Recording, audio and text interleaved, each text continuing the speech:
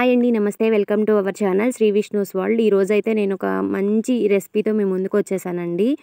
బెండకాయ జోమ్ పచ్చడి. ఫస్ట్ అయితే టమాటోస్ని ఇలా కట్ చేసుకున్నాను. మధ్యలో గట్టిగా ఉండే పార్ట్ అంతా తీసేసుకున్నాను, ఎందుకంటే అది ఉడకదు కదా, అందువల్ల ఇలా 2 ముక్కలుగా కట్ చేసుకున్నానండి ఒక్కొక్క టమాటోని. నేను 1/2 కేజీ బెండకాయలకి 8 to 10 టమాటోస్ తీసుకున్నానండి.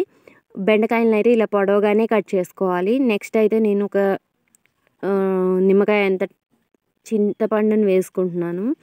నెక్స్ట్ దాంట్లో నేను వాటర్ వేసుకుంటున్నానండి. ఇదైతే చాలా అంటే చాలా టేస్టీగా ఉంటుంది, చాలా ఈజీగా కూడా అయిపోతుంది. దీంట్లో ఎలాంటి ఆయిల్ యూజ్ చేయం కాబట్టి ఎంత డైట్లో ఉన్నా దీన్ని తీసుకోవచ్చు. చాలా మంచి హెల్త్ బెనిఫిట్స్ కూడా ఉంటాయి.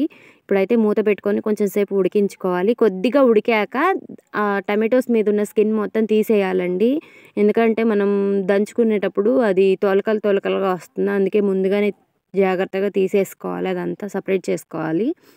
చూడండి, ఈ నీరంతా ఇంకిపోవాలి. ఇంకిపోయాక ఇలా రెడీ అవుతుంది.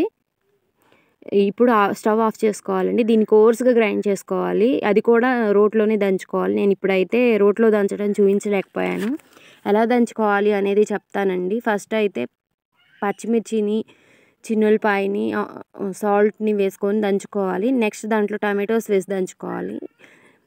తర్వాత బెండకాయని వేసి కొంచెంగా దంచుకోవాలండి. ఎక్కువ దంచితే మరీ బెండకాయ మొత్తం నలిగిపోతుంది, అందుకే కొంచెంగా దంచుకోవాలి. దానిలోనే కొద్దిగా దంచుకున్న పెద్ద ఉల్లిపాయని కలుపుకుంటే చాలా టేస్టీగా ఉంటుందండి. సాల్ట్ అడ్జస్ట్ చేసుకుంటే ఇక అది చాలా బాగుంటుంది. దీనికి పోపు కూడా పెట్టాల్సిన పని లేదు, అంత టేస్ట్గా ఉంటుందండి. Thanks for watching my videos.